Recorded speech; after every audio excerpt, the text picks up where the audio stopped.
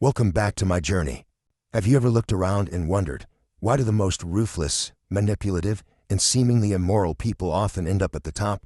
Why do the cutthroat executives, the charming deceivers, or the cold-hearted leaders seem to climb the corporate ladder faster than the kind, ethical folks who play by the rules? It's a phenomenon I call the evil wins effect, and it's not just your imagination. It's backed by science, psychology, and decades of research into a personality trait that's both fascinating and terrifying: psychopathy. Picture a corporate boardroom as a chessboard. The pieces are moving, some play fair, others cheat, lie, and sacrifice pawns without a second thought. Yet, it's often the cheaters who checkmate their way to the top. Why? Is it luck? Is it skill? Or is there something darker at play, a hidden trait that gives these individuals an edge in the brutal game of power? In this video, we're diving deep into the psychology of psychopathy in business, exploring why people with immoral traits often rise higher, how they manipulate their way to success, and what this means for the rest of us. I'll share 5 key reasons why the evil wins effect exists, backed by cutting-edge research, real-world examples, and practical insights you can use to navigate this reality. Are you ready to uncover the truth? Hit that like button right now if you've ever felt frustrated by this phenomenon, and drop a comment below. Have you ever worked with someone who seemed too ruthless to be true? I'm dying to hear your stories. Let's dive in. The evil wins effect. Defining the phenomenon. Let's start with a simple observation. In many workplaces, the people who rise to the top aren't always the most ethical or compassionate. They're often the ones who bend the rules, charm their way through conflicts, and prioritize their own success over everyone else. This is the evil wins effect, a pattern where individuals with traits like deceit, manipulation, and a lack of empathy seem to outpace their peers in the race for power, wealth, and influence. But why does this happen? Is it just a coincidence, or is there a psychological blueprint that explains this trend? The answer lies in a personality trait that's more common in boardrooms than you might think: psychopathy. Now, when you hear a psychopath, you might picture a serial killer or a movie villain. But in reality, psychopathy exists on a spectrum, and many successful psychopaths operate in plain sight, running companies, leading teams, and shaping industries. Psychopathy in the corporate world.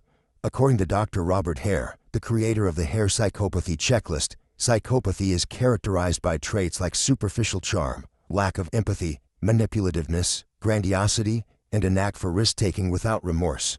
While only about 1% of the general population qualifies as clinically psychopathic, studies estimate that 3 to 4% of corporate leaders exhibit these traits, 3 to 4 times higher than the average. Think about that for a second. In a room of 100 CEOs, up to 4 of them might have psychopathic tendencies. These aren't axe-wielding maniacs. They're polished, charismatic, and often wildly successful. But their success comes at a cost to their teams, their organizations, and sometimes society itself. So, how do they do it? Why do these traits, which seem so destructive, propel them to the top? Let's break it down. Explaining the evil wins effect, the science of psychopathy. The psychopathic advantage. Psychopathy gives certain individuals a unique set of tools that align perfectly with the cutthroat nature of corporate environments. Imagine a race where most runners are weighed down by empathy, guilt, or fear of failure. Psychopaths, on the other hand, run unencumbered. They don't care about hurting others, they don't second-guess their decisions, and they thrive under pressure. This is what psychologists call the psychopathic advantage.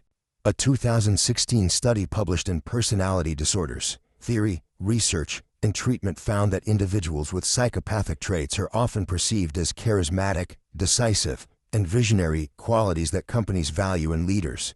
Their ability to stay calm in crises, take bold risks, and charm stakeholders makes them stand out in high-stakes environments. The dark side of success. But there's a catch. While psychopathic traits can lead to short-term success, they often sow chaos in the long run. A 2018 study from the Journal of BusinessEthics showed that leaders with psychopathic tendencies are linked to higher employee turnover, lower team morale, and even corporate scandals. Think of figures like Bernie Madoff, whose charm and ruthlessness built a financial empire until it collapsed under the weight of his deceit. So why do companies keep rewarding these traits? The answer lies in a mix of systemic flaws, psychological biases, and the unique abilities of psychopaths to exploit them. Let's explore the 5 key reasons why the evil wins effect persists in corporate life.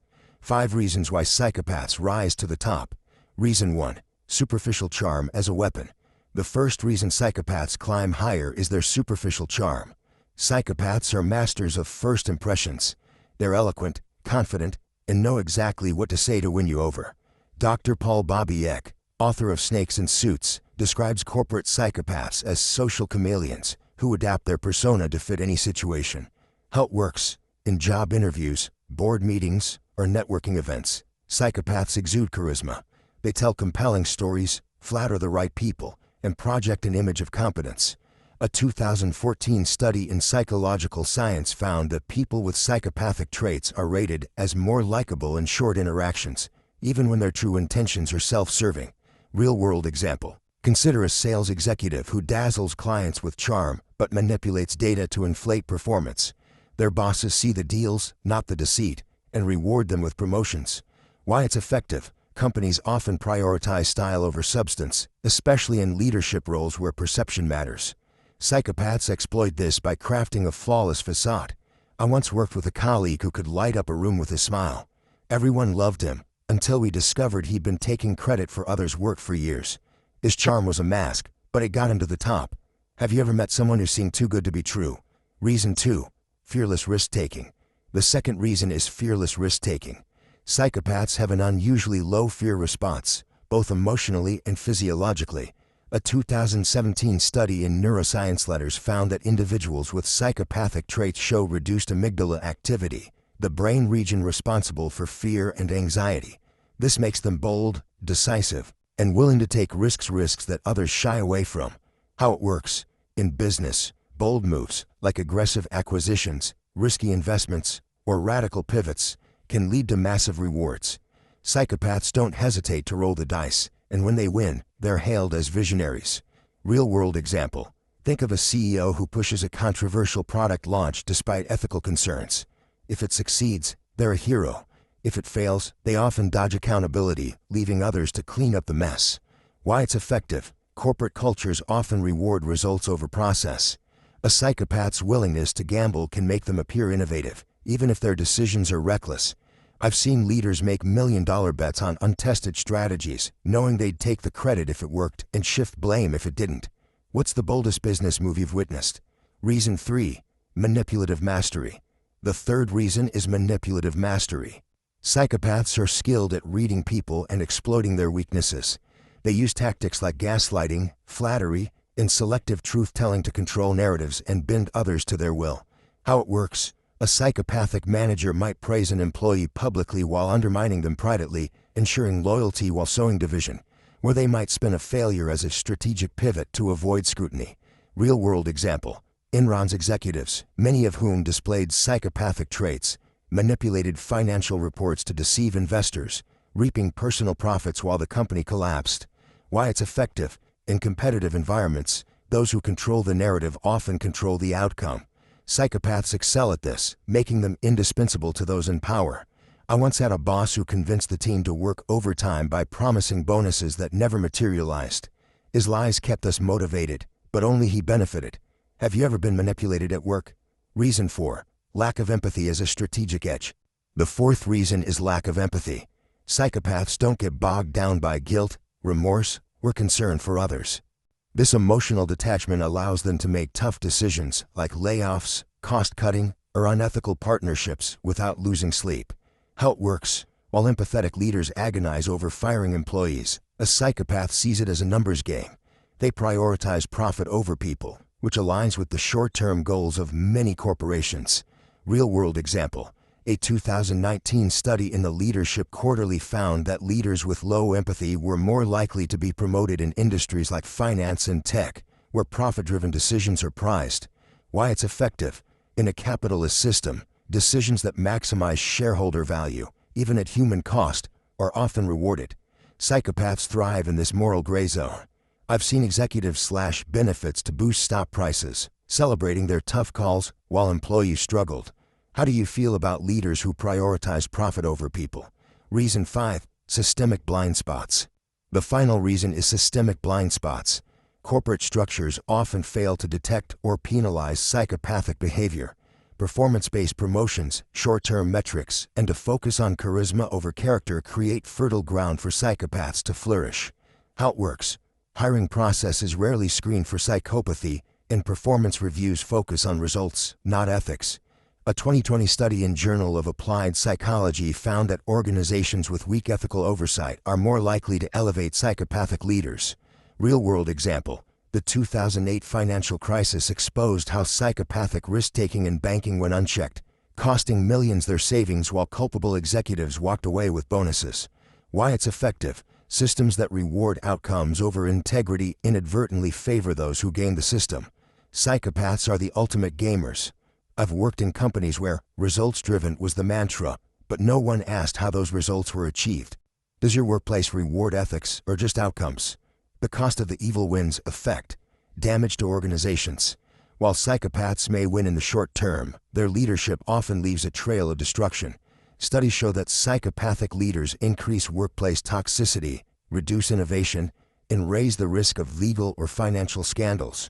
A 2021 report by Forbes estimated that unethical leadership costs businesses billions annually in lawsuits, turnover, and lost productivity. Impact on employees. For employees, working under a psychopathic leader can be soul-crushing. A 2019 study in work and stress linked such leadership to higher rates of burnout, anxiety, and disengagement. Teams feel like pawns in a game they can't win, eroding trust and morale. Societal consequences. On a broader scale, the evil wins effect perpetuates a culture of greed and mistrust.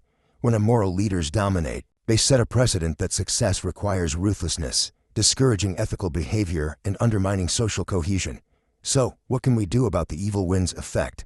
While we can't eliminate psychopathy, we can build systems and mindsets to counter it. Here are 3 steps to protect yourself and your workplace. Sharpen your radar. Learn to spot psychopathic traits: superficial charm, lack of remorse, manipulative behavior. Trust your gut when someone seems off, and verify their actions, not just their words. Demand ethical systems. Advocate for transparent hiring, 360-degree feedback, and ethical training in your organization. Companies like Patagonia and Salesforce prioritize values alongside profits, proving it's possible to succeed ethically. Led by example. Be the leader you wish to see: empathetic, accountable, and principled. Your integrity can inspire others and shift the culture, one step at a time. Now, I challenge you. Reflect on your workplace this week. Identify one action you can take to promote ethics, whether it's calling out bad behavior or praising a colleague's integrity. Share your plan in the comments below. I'm excited to hear your ideas. If this video opened your eyes, smash that like button, subscribe, and share it with someone who needs to hear this.